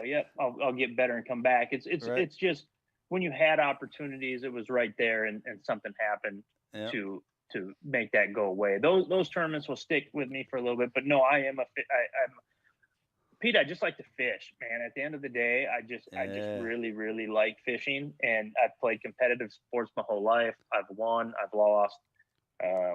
But I do know in the end you're going to be graded by your wins, not your losses, and your accolades and all that. So you just gotta keep moving. That's just what I do. And I can hate fishing that night. I can get off the water, pissed off, don't want to talk to nobody, throwing rods in the rod locker. I'm out of here. Screw the sport, all that. But I wake up the next morning. I just have to go fishing. I don't know what else to do. I don't know what else to do with my time. It's what I enjoy to do. And I take it personally. If I don't do well, then I'm going to take it and I'm going to learn what I missed, what I did, what presentation those guys were doing. Like I said, I got my butt kicked with an active target and that was it. I ain't going to let that happen no more, and it's going to, but my mindset is that I can't. And then I just you got to respect the talent around you, at the same time. Like there's just so many good fishermen that are around you that when you do have your big tournaments, that's a big deal. And when you do have bad tournaments, that's just to be had, at the same time. And if you can try to get rid of them, but yeah, they definitely, there ain't no doubt about it that a bad tournament will beat your mentality and your soul down a little bit. There ain't nothing like sitting in the weigh-in line with your tail between your legs, everyone's showing off 20 pounds and you got 2 rats for 4 pounds or something. I've been there. Yep. Well, confidence is big. Confidence big. It's so different. Like there's slumps that are hard to get out of, and that's a different type of mentality. And like just letting the tournament go. I'm still working on it. I'll keep working on it, Riz. But I know we got more IMs. What do you got for us? Yeah, the next question that I'm going to bring in is from Patrick Loudon, and Patrick wants to know, Josh, how early do you start preparing and studying for a lake when you see it on the schedule? That's a good question because I'm doing a lot of it. I'm doing a lot of it right now. I'm looking at the elite schedule, and I don't know half those lakes I haven't been to. St. John's. I mean, I have been to the St. Lawrence, but MLF had us dang near all the way to Montreal, so I don't know anything that they got. Over You're there going by to the Lake lake. Ontario. You're going to the lake. Let this alone year. right. Let alone the New York side. I've never even sniffed yet because of COVID and all that. So a lot of these Fifth Fork I've only been on for a couple hours before. So I'm finding that I look. It's a great time from even 10 years ago. Now you can find so much info. Like before, I had to travel to Chicago to go to a Bass U physically to get that kind of info. Now I can watch Bass U TV and get it all, or watch live. Live's a big one. But again, that's something I've done long enough to know that I probably won't fish none of the areas that I'm seeing on live generally, unless I see a track record of tournaments doing really well in there. Mm-hmm. Just because everyone else has got the same stuff. But there's little things that you can pick up about what they're targeting, and just to get familiar with the lake a little bit. So I right now already I'm looking at the schedule. I'm looking at Oahe. I've never been to, but it's Smalley. So I'm kind of licking my chops. I'm watching some past tournaments there, looking on YouTube and just trying to learn whatever I can. But again, then that's a big deal to not get those preconceived notions, especially on a lake you ain't never been to before. Just because it worked for somebody that went national television doesn't necessarily mean that's going to play. But just to get familiar, look at what it looks like around there, and stuff like live. Heck, half the time they're looking at their graph, so I'm seeing as if I'm the guy that's sitting there fishing. I'm sitting there and looking at what it is that they are. And I've been with Navionics for a really long time. Map studies are something that comes natural to me because I've been with them for such a long time. I've looked at a lot of lake maps and stuff. So, I'm definitely, I start just kind of accumulating stuff, and I would recommend everybody right now with tackle shortages and all that, if you think you're going to need something for future tournaments, you better start doing your due diligence right now. Or they ain't going to be there. Place your order with Tackle Warehouse right now. I'm saying, yeah. Well, what is there a body of water that's got a star on it next to you? Like, oh man, I can't wait. Really, the whole schedule. If we go through it, St. John's, I've never been to. The Harris Chain, I've been there a lot, and I like the Harris Chain. And that's something, if you're an open fisherman or an FLW fisherman, you've been there a good amount of times where the core elite series field has not been there. So that's one, I'm looking forward to. But again, I've been doing this long enough, Pete, that I know that the one tournament I am licking my chops for is the one that'll be my worst one at the end of the year. But, I know what you mean. Sandy Cooper, I've never been there. Fork, I've barely never been. But they're big fish factories, and I generally do well. I've done really well in Chickamauga. I'm looking forward to. I can't wait to watch you guys fish Santee. It's Yeah, it such should be good. Oh my gosh, there's the fish there are huge, and it's an exotic kind of fishery. Can't wait to watch you That's what I fish that. hear, man. It'd be a good time, and like you said, anywhere there's big fish, that's going to keep my interest all day long, every single cast type of stuff. But the St. Lawrence, Oahe, and then the lacrosse ain't that far from me. I won my very first tournament ever as a Bassmaster Weekend Series. Was on not lacrosse, but a couple pools up, pools 4 and 5. So I always enjoy getting down to the river. But Chickamauga. Well, I'm really honestly, such a bad answer, but I really am looking forward to all of them. Like it's a pretty studded out schedule. I can hear it, and great question, Patrick. We'll be watching. You got another IM for us, Rich? Yeah, I do. The next question that I'm gonna go with is from Todd, and Todd wants to know, Josh, is there one bait that you would say overall throughout your open season this year helped you catch more fish in the process of qualifying to the elites? Like, what was your most productive bait to help you get to the elites? A black Senko. Yeah, God, I'm going to be lying. I'm going to have to lie to everybody because you're taking.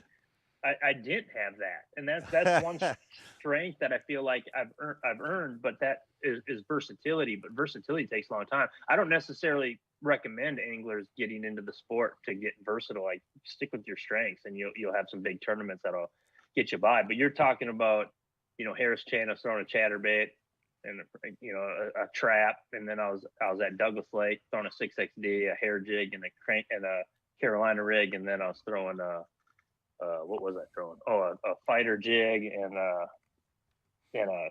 little biospawn, little tiny swim bait at Lake Norman for spots. You're just talking about 3 totally different fisheries right there. So no, I actually was doing everything totally different. Yeah. Every fishery was completely different. The only one that I can really give that kind of credit to was, I was using my electronics in all of them to find the right grass at Harris Chain, to find the deep fish, and to find the brush piles at Norman. Well, that's a great question, Josh. And it's all about the sonar. Because it's funny because a lot of guys are having a lot of success going away from the sonar because everybody else is doing it. Yeah. But you've taken sonar to the next level so that you can win and you can outperform guys with what you've learned. That's pretty impressive. Yeah, no, I'm with you, P. I think God's got a great way of protecting his babies, just like the Alabama rig didn't destroy bass, but you know what I'm saying, like stuff like that. Like they're still gonna bite, they're still out there, they still have to survive, all that kind of stuff. But there's no doubt, I'm a firm believer that a bass most likely, and this was current and all that kind of stuff, would prefer to be in shallow water. And honestly, at the end of the day, that's my favorite way to actually catch them. Is to fish shallow. But I think you're starting to see a lot of guys way out in the deep water now. It's getting real crowded, and those shallow guys are winning AOIs and stuff like that. Yeah, shout out to Seth. Yeah, that's exactly what I was saying. I mean, he just did it his way and caught his fish. Yes. Are speaking of which, who are you traveling with next year? You got a crew? No, I don't. I get asked that a lot now. No, I mean, I got a lot of buddies on the Elite Series and all that. But I have a Lance camper. I travel with my wife Bree. She does all my videos and helps me with seminars and taking care of, feeding me when I get off the water, all that. And then my little blue heeler, Lutzen, he goes. And so there's a lot of the guys on the Elites, like Carl Jochimson, great friend of mine. He's got a camper. He helped us get with Lance camper, actually. So we traveled together at the FLW tour there for a couple of years. And, I'm sure I know we'll be around them. And there's a big group. It used to be nobody camped and we could just pull in and get a campsite. And now you need to book. I think Bree was booking it before I was even done. Like, do not look. I can remember, do not look at campsites. This is not over. Don't get ahead. It's getting that way. You can do that. But no, Bree travels with me, and we have a Lance camper. And in Minnesota, we actually leave. We'll leave, right after Christmas and head down south and you know, it's not a lot of guy can do to make content or nothing in northern Minnesota in the wintertime. So You're not but- guiding in January. No, and I'm definitely not going out ice fishing. Relax. Definitely not doing that either. No. I'd rather go down to Texas or Florida or something and get to work then. But yeah, that's they travel with me. They have since my first year on the FLW tour, and honestly, it's my outside of catching them and doing good tournaments, it's my favorite part about it. What's the weather like up there right now this time of year in Minnesota? Because I forget what time of year it was, but it wasn't too far off like from this time of year. But I texted Seth one time and I just asked him about, you know, we might have been talking about hunting maybe, but he said something like it hasn't been above zero for like 37 straight days or something crazy like that. What do you got? What's going on like in this fall time of the year up there? Is it already frozen? What's the word? No, I heard you guys chatting early. We actually have we're in a drought like we've never seen before here. You guys are getting all the rain. They're coming around on the other side of the Great Lakes and coming and hitting you guys. But we're in like a drought. I mean, on record for Millax, it's never been. You know, it's like 3-something feet low. That's a lot for a natural lake, a natural glacier lake like Millax. Like it's never. I'm seeing things that I ain't never ever seen or knew was there. And there's been, so we've had no rain, and then it's warm. I mean, it's warm. I think that, like usually I remember one time in my life that I fished out on Mille Lacs like comfortably in November. And comfortably. And you know, and that in early November, and it was great fishing, but we had the same type of El Nino and whatever it is, the same type of a warm front that just kind of came through. But we're still, you know, like I think today and tomorrow has been in the 30s for highs, but then again, we'll be in the 50s again for like hey, we'll be in the 50s now for, sorry, my dog decided to bark at somebody. We'll be in the 50s now for a few days, which is unheard of because, you know, it just really does not happen that often. Usually we're pretty, you know, highs in the 20s and all that. But yeah, like what Seth's talking about come December, or more January, February, March, this place is pretty cold, man. It gets really cold. Hey, well, you know, it reminds me because BTC did some prep and he talked about a blade bait, and I got to be honest, it's one of my absolute favorite ways to fish, and it's about to happen here. You know, and it has not won a top level tournament yet. No, but you love it too. Yeah. Tell me, blade baits are strong. Again, it's something you can upsize. You can make fish bite it even all times of year. I'm learning just because of its fall rate and how fast it falls. You get that same, you know, reaction like what I was talking about before. Of just making a fish, you know, snap at it, or maybe you bump one and then the one next to it bites it. But there's no doubt about it. It shines in cold weather. I like it a lot. I love throwing it. And it's one of those that I'll shoot videos on till I'm blue in the face because it's just, we don't ever see tournaments that time of year when it really shines. But there's something about the cold when plastic stops working. Right. And we revert back to metal and hair, like what they used in the 50s. You know what I mean? Like back in the day, it seems to get those bites. Yeah. And blade bait's definitely one of them. And it's a super fun. You lift it up, drop it, lift it up, and all of a sudden you're like, no, it's pretty fun. That is an addicting bite. I won't put it down really this time. I just love to throw it. You know, it's just a fun bait. For somebody that likes to flip, you know, like, and because I'll, you know. In our neck of the woods, we fished around docks and pilings a lot. I'll put that sucker on a three-quarter ounce blade bait on a bait caster. Oh, I'm happy. I'm probably skip too. Yeah, it might. I mean, honestly, I don't know if it would or not. But. Just flipping that thing out there, just hop, right back in, right to the next pole. Hop, right back into the next pole. It's not like slow and. You know, begging for bites. Yeah, no, it's like you're in 40-degree water temperature and you're power fishing. Yeah, it's seemingly you are. Awesome. That's exactly it. Yeah. You don't have to fish specific stuff. Those fish are starting to school and getting really big schools, and you can just kind of chuck it around and move a bunch of water. And it's something awesome about a spinning rod and 4 or 5 pound smallmouth on them, lifting them up off the bottom like that. It's pretty cool. Well, I got to ask you this because you said it. It works in different water temperatures, and I don't know that to be true because I can't make it work. But have you used those like 3 ounce, those big ones that they Yeah. use on the ledges, or well, how do you get them to bite it when the water's warm? Yeah, well, I don't know that it's so much that the blade bait, like they got like those ledge hogs and stuff like that, and I generally do well on those fishers. But it's the exact same mentality I have of when Iaconelli was talking about stroking the jig. Mm-hmm. You know, you're getting that reaction, but now you can't give them a bait that they can think Right. too much about. Yeah. You know what I mean? I don't really want to talk about it that much. Like you don't want to give them a bait that they can like they can think. So it's got to be big and it matches. You know, and then you're talking about a place ledges that you're usually talking about gizzard shad and stuff like that, and they're used to eating a bigger bait.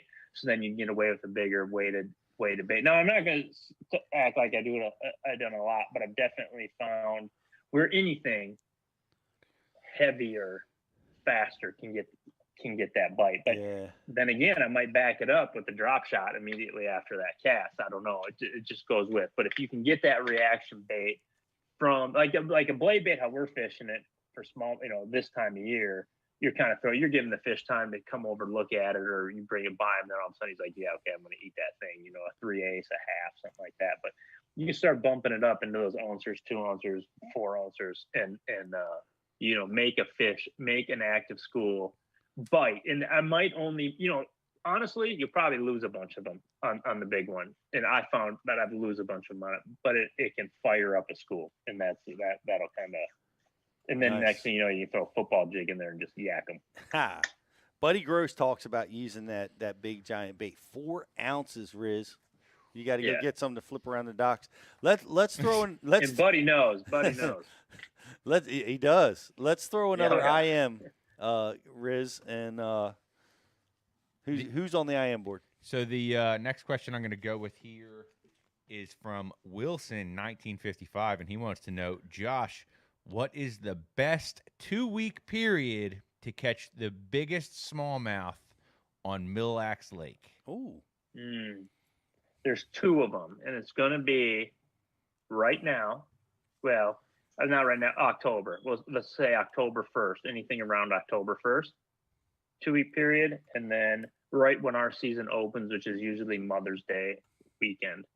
Those are going to be your best opportunities at a big one, because you're talking about the females, which are generally your biggest fish, even though we have plenty of 5-pound smallmouth males.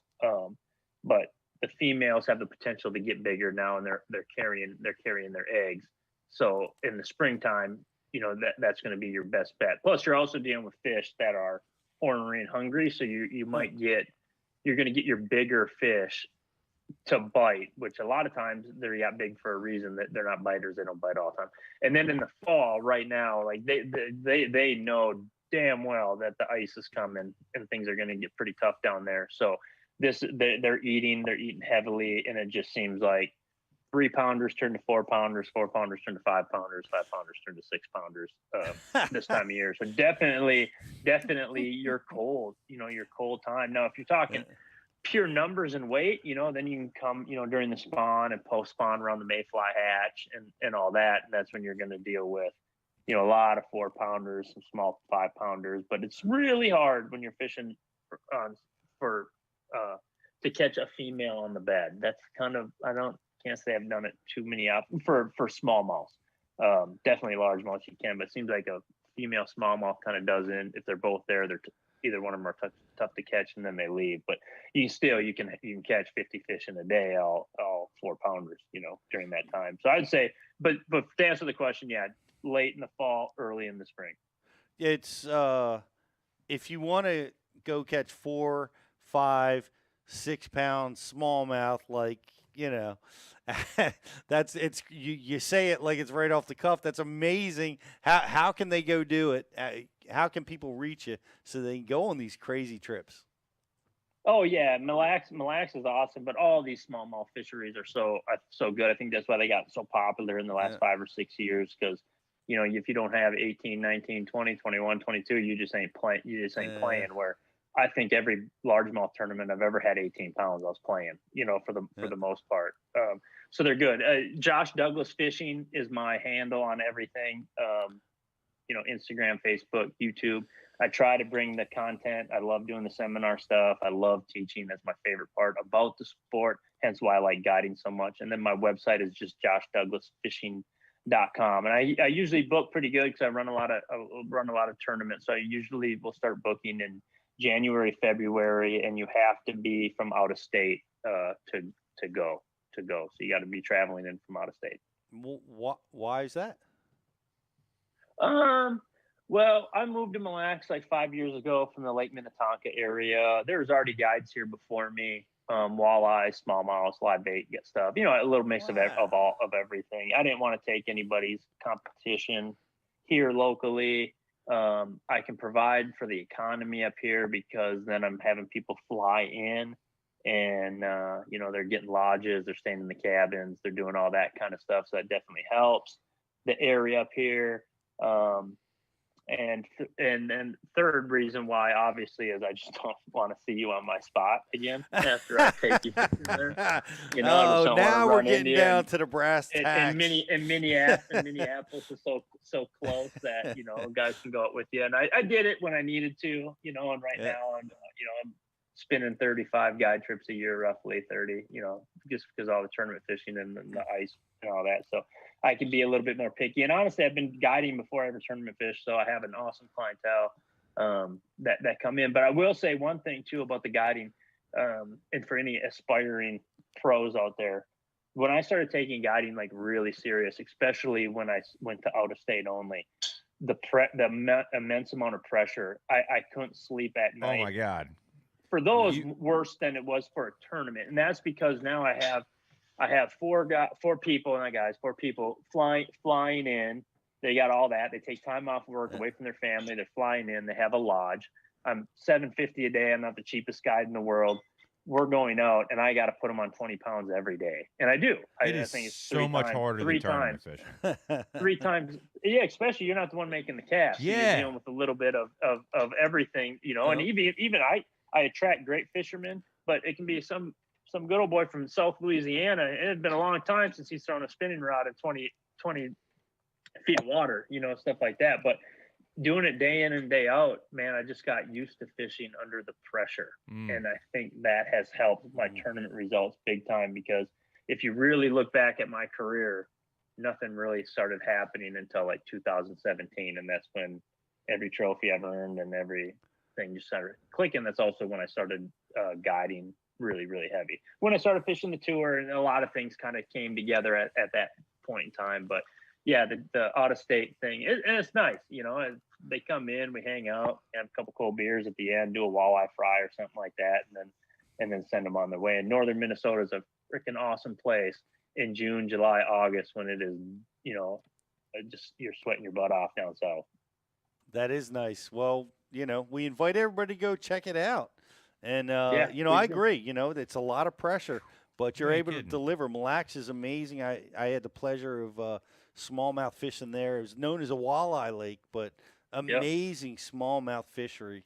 And obviously you're dialed in on it. And we're so impressed. I'm so impressed. Honestly, you were a Bass University student a decade ago. I see you in the very near future being a Bass University instructor. Awesome. With your ability to communicate, and we'd love to have you. And I want to wish you best of luck, man. It's congratulations again, and man, oh man, wish you best of luck out there this year. Oh, Pete, thanks guys for having me on. Like I said, I've been a big fan for a long time. That'd be a goal on its own to do some seminars there. I'd be coming around full circle, but been a big fan of yours, all you guys, for a long time. Always watching. You guys are always involved. I always get the good deets out of you guys. So again, just a good time to be on, and hopefully I'm on again. That means I'm catching them. Hey man, we're going to be watching. That's for sure. Josh Douglas out on the elites. Thanks for hanging out with us tonight, buddy. Appreciate you. Thanks guys. Appreciate it. Have a good night. All right. We'll see you now. And man, what a deal. Just Mille Lacs and all those smallmouth fisheries up there, Riz. It's like, there's 4-pound smallmouth abound just everywhere. Right. In some of those bodies of water, Yeah. Definitely there's some bucket list places up there that I want to get checked off the list. I mean, I've been lucky enough to go north to some places, Champlain, Cayuga, but I haven't been to the St. Lawrence. I haven't been to any of the Minnesota lakes, obviously, but I would love to. And speaking of the St. Lawrence, we found out the 2022 regional for the Bass Nation, the NJ Bass Nation guys. We're going to be at the St. Lawrence River, June 22nd through 24th. Yep.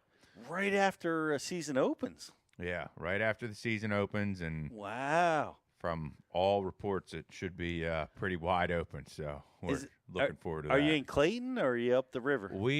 Man, I keep forgetting where we're launching from, but we are going out of the one that's like 80 miles from the lake. Oh yeah, Messina. Yep. Yeah. So it's doable. It's doable to get to the lake. It might not. After fishing there this year, I might put my trolling motor down. I might just put my trolling motor down and go fishing. You know, the river's polluted with big fish, as is the lake, and what a great deal, man! It is a bucket list place, and I loved being up at Messina this year. I had no idea there's such a big city that far up the St. Lawrence, and the fishing's amazing. So that's cool. Yeah, that'll be a fun one. Yep. So. Well, we got some prizes to give away. Thanks everybody for their great questions. We've got a Facebook like and share going on.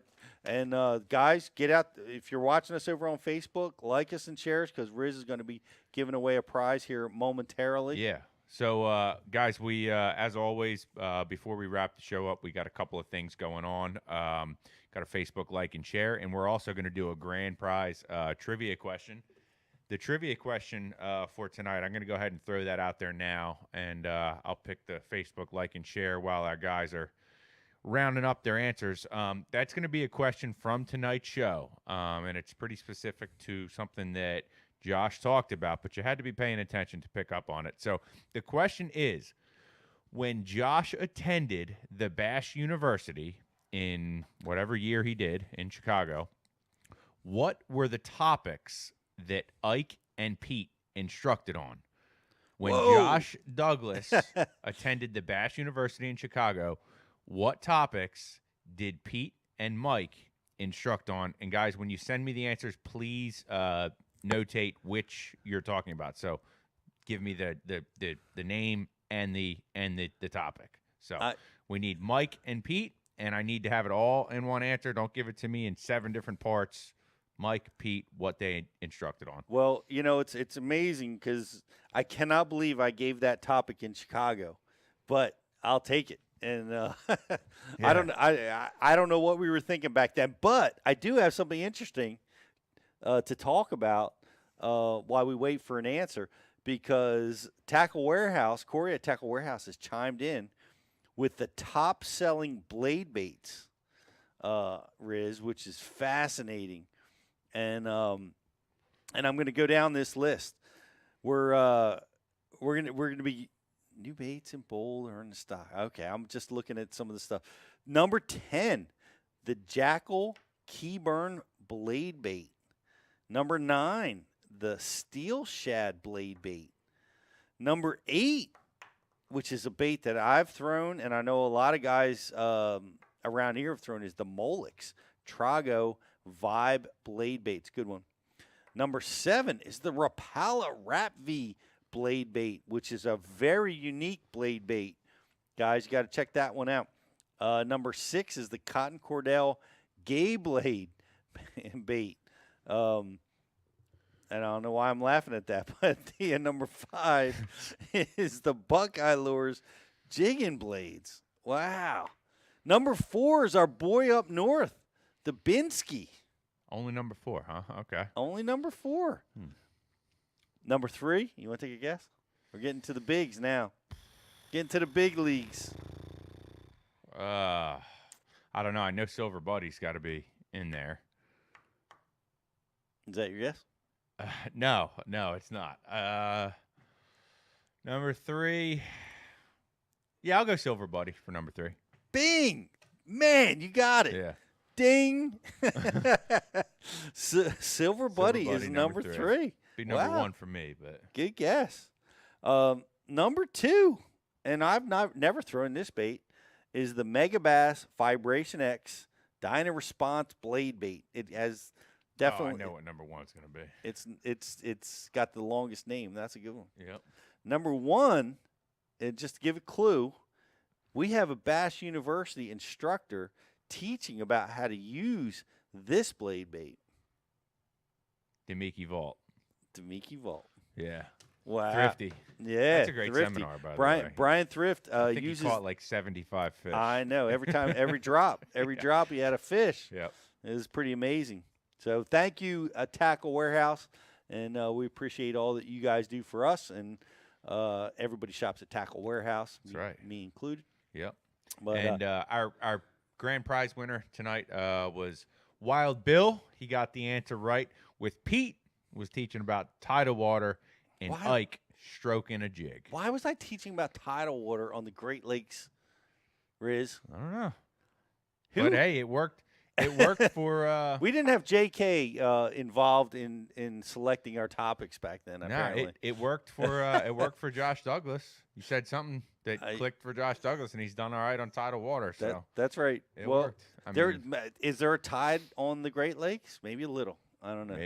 Maybe a little. The moon. I mean, they're not too far from. Nah, they're pretty far. They're inland. They're inland, but there's no tide there. But we I appreciate him remembering that seminar and doing well in the tidal water. It's pretty awesome to see the people that have come to our seminars and gone on a great success. He's one of them. There's been so many, and so many of the top level subscribers subscribe. Guys, if you want Bass University as a Christmas present, tell your significant other. Right now, we have Black Bass Friday going on. It's $99 for an annual subscription. Makes a great gift. Give it to your fishing buddy. Tell your significant other that you want it for yourself. If you haven't subscribed yet, go check it out. It's great. It's a great opportunity right now. And if you are a subscriber, we've got some really cool stuff. If you refer 3 friends, we've got a tremendous gift pack, including a bunch of Bass University gear. Refer 3 friends to Bass University TV, and we will hook you up with something really, really cool. And we've got a lot of great new stuff coming for Bass University, including our classes coming up in South Carolina and Alabama. They're going to be in January. The dates are which I can't recall just now, but I think they're second, third week of January over at the Bass University. .com. Go check it out and get yourself a ticket. We have early bird specials going on for our ticket sales over there right now. So, we got anything else, Riz, on our agenda? Yeah, we just got the Facebook like and share. I'm running that through right now, so we'll have that very shortly. Okay. Man, what a I'm looking at some other baits that we didn't talk about. The Lunker Hunt Lunker Blade, the head and sonar. That's I was gonna guess that would have been on there. Yeah. Well, the head and sonar is like a bait that's been around forever, as long as the silver buddy, or seemingly as long. Yeah, that head and sonar. I was surprised that it wasn't a little bit higher up there on the list. Live Target Sonic Shad showed up on the list. Yep. As well as a Spro Carbon Blade Tungsten. I don't know that bait. Those are some of the new baits, some of the new blade baits.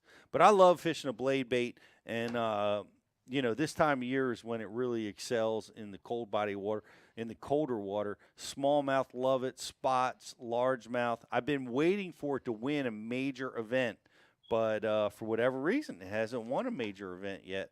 Now maybe that Josh is in the derbs. Maybe we'll see that happen.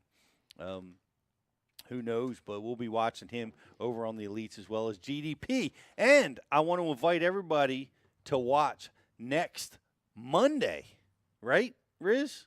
Monday. Next Monday. We got Ike Live coming up. Oh, my gosh. I can't believe this popped into my head. Ike, huge announcement. Where's he going to fish? What's he going to do? Is he going to fish what he qualified for on the Bassmaster Elites? Is he going to pursue his television show? Is he going to fish in the MLF Derbs? Is he going to wrestle on WWE? Is he going to coach soccer for Vegas? We don't know. We don't know. What is he going to do? Come find out next Monday. I believe it's at 7 o'clock. It might be at 8. I think it's at 7 o'clock. But look for Ike Live next week on Monday night. We'll be all hanging out and talking to Mike, seeing what he's up to. Can't wait to find out. I don't know. I pressed him. I squeezed him. I trying to get the info, but I think he knows that I'll give it away here on the show, so he didn't tell me. But who's our winner, Riz? So our Facebook like and share winner tonight is Daniel McLaughlin. Thanks for everybody who was watching over there. But you're messing up by only watching over on Facebook. Come join the program, man. Get on board with us at Bass UTV, man. It's the best way to take your fishing to the next level. It's going to take your fishing to the next level. And shout out to the River Rats. I know we fished there last year. They got a derby going on this weekend down on the Chesapeake. Everybody go check it out. And in the meantime, thanks for watching, everybody. We really appreciate it. And go over to bassu.tv, get yourself subscribed. And I hope to see you at this year's classes. That's Riz. I'm Pete Kluzak, and this is Bass University TV.